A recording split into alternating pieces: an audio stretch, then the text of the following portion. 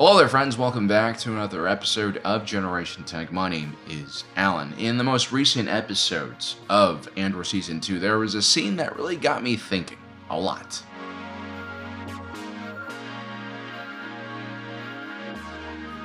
So it's 2 years before Rogue One. Cassian and Bix are settling down on the moon of Yavin 4, and they're basically trying to figure out what they want to do next with their lives. Do they continue fighting for Luthen, who they trust less and less by the day? You act like Luthen's the enemy.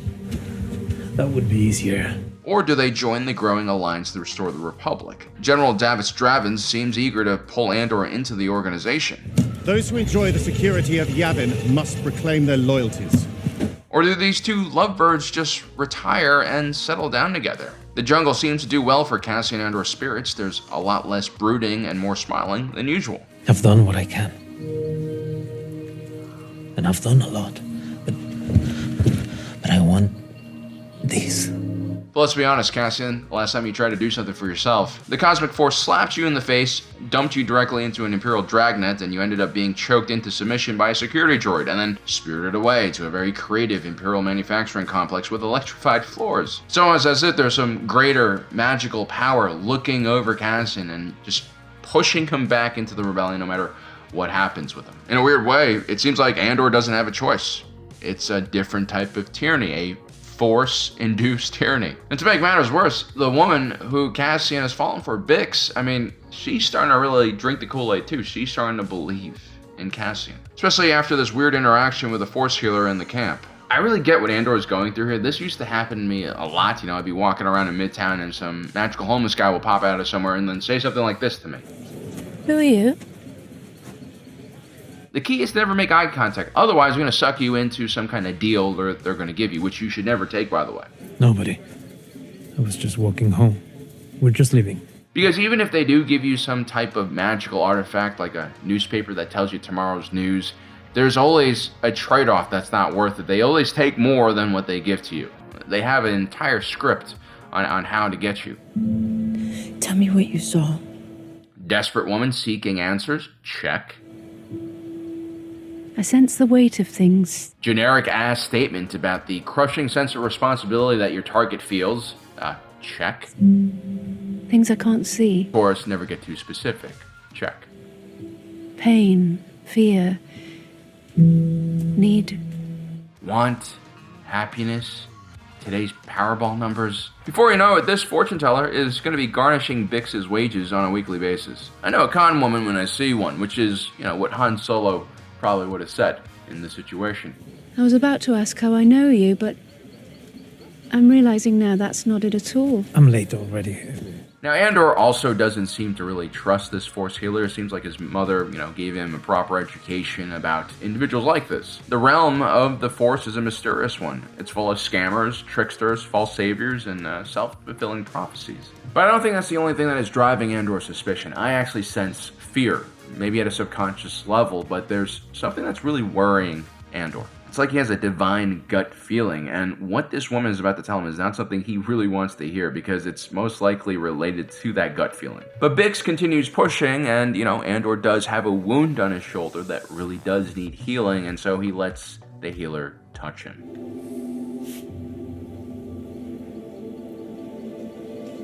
Thank you.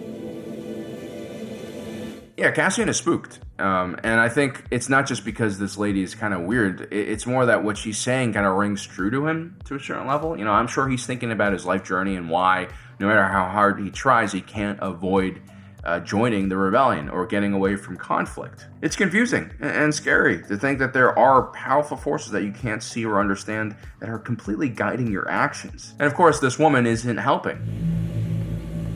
All that you've been gathering, the strength of spirit. Surely you must feel it.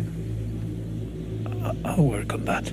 I really enjoy how the Andor series treats the Force. We see it not from a place of authority and certainty, like in the prequels. Instead, we see the Force from the point of view of normal people living beneath the Empire. And so, the Force in this kind of scenario has this element of mystery and fate surrounding it, which I think makes it a lot more interesting. It's also kind of like how the original trilogy and first movie treated the Force as well. And I remember loving characters like Chirrut Imwe in Rogue One because it's never really clear how the blind warrior can fight so well. Is he using echolocation? Is he using the Force? Or are his actions actually being guided in the same way as Cassian seems to be guided, except in this case the Force is directing Donnie Yen's fist into the helmet of stormtroopers. What's also interesting is the tone that this woman takes when she's talking to Andor. She's very reverent. She respects the crap out of Andor. I would go as far to say that she almost kind of like worships his presence, right? He calls her a messenger for God, for the Force, like a prophet. I mean, that's some pretty wild stuff.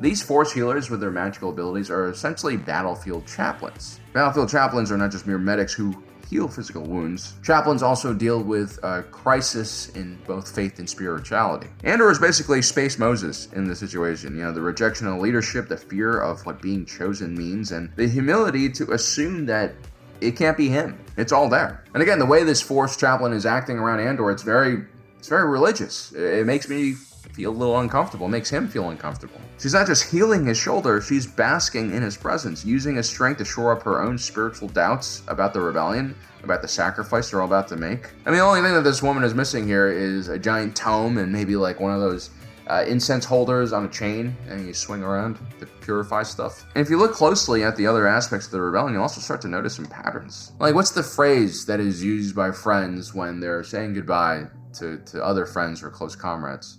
And may the Force be with you. May the Force be with you. May the Force be with you.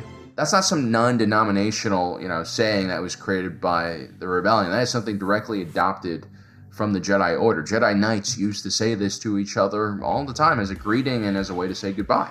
May the Force be with you is a phrase that is very much connected, not just with the Jedi, but with the Jedi Order institution. Remember, the Force will be with you. Always. This is a term that Jedi Knights used to scream in battle against the Sith, which they were usually waging holy wars against during the Old Republic period. And so, like, the phrase, may the Force be with you, is not all that different from these phrases. Allah! Allahu Akbar! Allahu Akbar! There must be war. God wills it! Yeah, none of those guys are ever invited into the cookout. And that's because, religions can be weaponized pretty easily, and that's pretty dangerous without you taking all that fervor and religious zeal and combining it into a military force. I mean, just no, man, no. Like, never give a man who thinks God is speaking to him a gun. Also, never let someone who thinks the other side is literally demons fight in a war. That's just a bad idea. They're going to commit war crimes. The phrase, may the Force be with you, definitely has religious connotation. It definitely has that kind of potential for zeal that, God wills it, also has. But the interesting thing about the rebellion is that you have a lot of non-believers saying this term as well and adopting this term. May the Force be with you. And so what's actually happening here is that the Rebel Alliance is just an organization that is full of a lot of people who worship the Force, but it's not a requirement, and that is a pretty big difference, right? This entire Alliance to Restore the Republic movement is about civil liberties. It's about fighting against tyranny and authoritarianism. So it would make sense that it would adopt these more loose principles. Because there is a thin line between wholesome spiritual inspiration, like what we see with the Rebel Alliance, to weaponizing religion for conflict, which is what the Sith kind of do. Now, in the U.S. military, there is religion. A lot of the service members are Christian. People pray all the time with their units.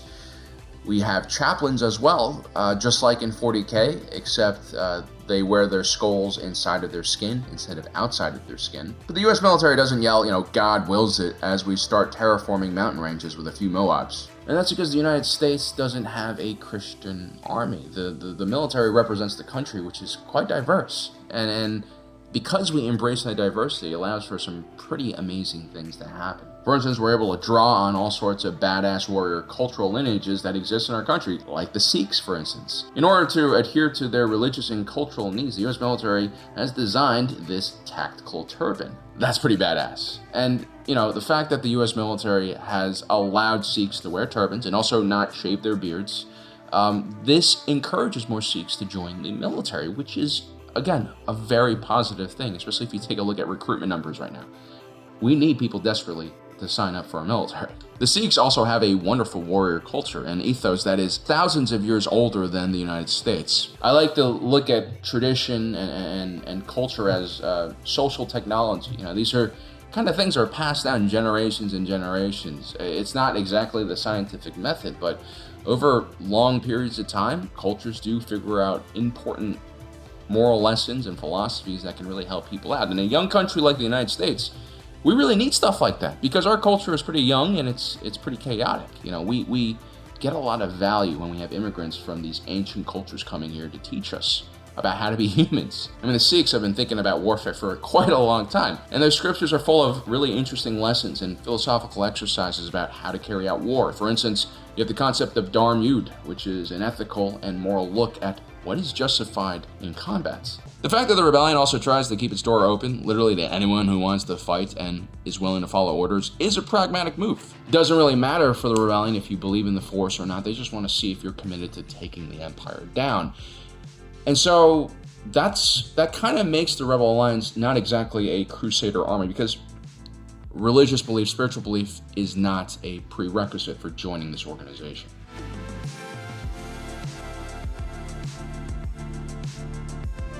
But what is the core purpose of the Rebel Alliance? It's changed names so much in the past. Before Yavin, it was called the Alliance to Restore the Republic, when there was very little centralized control. And after Andor, it was called the New Republic, an effort to legitimize the political wing of the rebellion and prepare it to govern. But throughout the entire conflict, whatever you want to call this organization, the rebellion, it has a clear goal to destroy the Empire, and more importantly, topple Emperor Palpatine. For those in the know, Emperor Palpatine was a Sith Lord. He represented the ancient enemy of the slain Jedi, who of course have been guardians of the Republic. Palpatine not only was oppressing the galaxy, he and his master had been perverting the balance within the Force itself. And it's speculated by some Force scholars that the Cosmic Force actually started pushing back. This is some deep lore stuff, but it's well documented.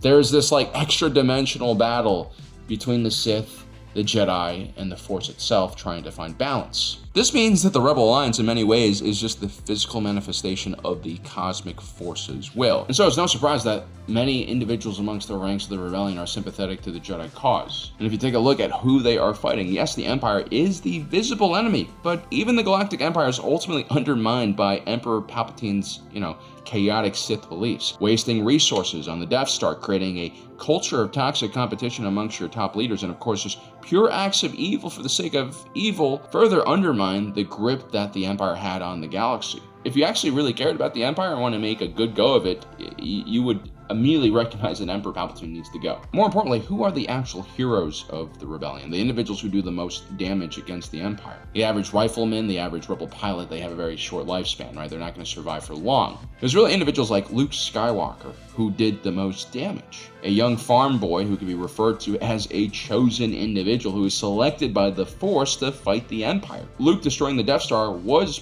by definition, a Force miracle, something that should have never happened and was probably later used by other rebels as a great inspiration to make people believe in the Force. And then Luke convinces Darth Vader to kill the Emperor. That's one man driven by the Force, creating a huge impact on the battlefield with his actions. There's also Cassian Andor, who plays such a huge role in pissing the Empire off and causing them to overstep. Jyn Erso is another one of these types of characters that might be pushed forward by divine providence. Same thing goes with Shuru Dimway. And I think the rebels actually talk about this stuff. The ones who survive these suicide missions and make it back, they're telling their friends, you're not gonna believe what I saw, man. This guy levitated, a detonator with the Force and through 1,000 miles, something crazy like that. And this starts to really change the culture of the rebellion. People like Han Solo might not have believed in the Force when they first met Obi-Wan Kenobi all those years back, but you remember him in The Force Awakens, right? You remember what he says. Thought it was a bunch of mumbo-jumbo.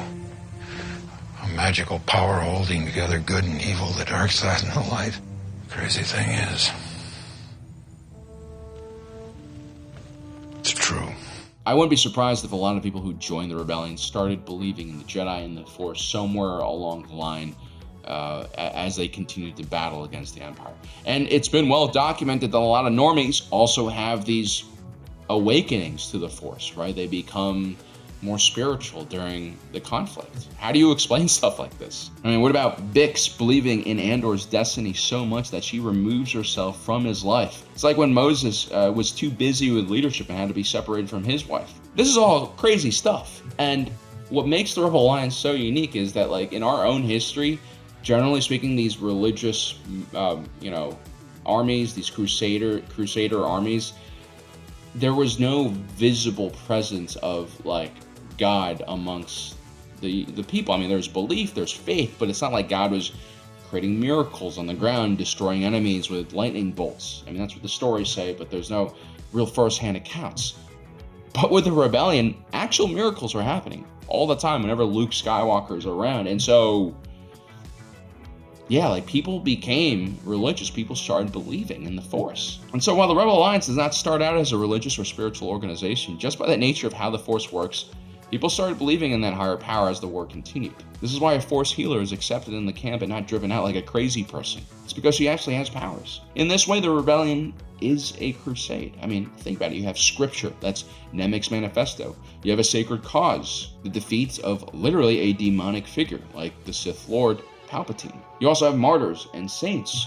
You also have a moral system and of values. Mon Mothma did a very good job at making sure that the rebellion didn't turn into monsters like Saw Gerrera did. And so, like, Mon Mothma's Hearts and Mind campaign to try to convince Imperial citizens the fact is all out like a religious mission, recruiting people to convert to your side. I guess the point is, like, a lot of political ideologies, when taken in an extreme way, resemble extreme religious ideologies, right?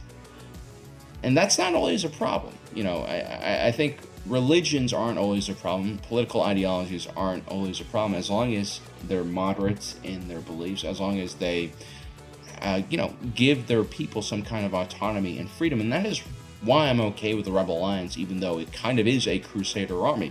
And that's because people come to this army with their own beliefs. They're not forced to convert to the Force. That all happens very naturally and, dare I say, rationally. Because, yeah, the Force is real.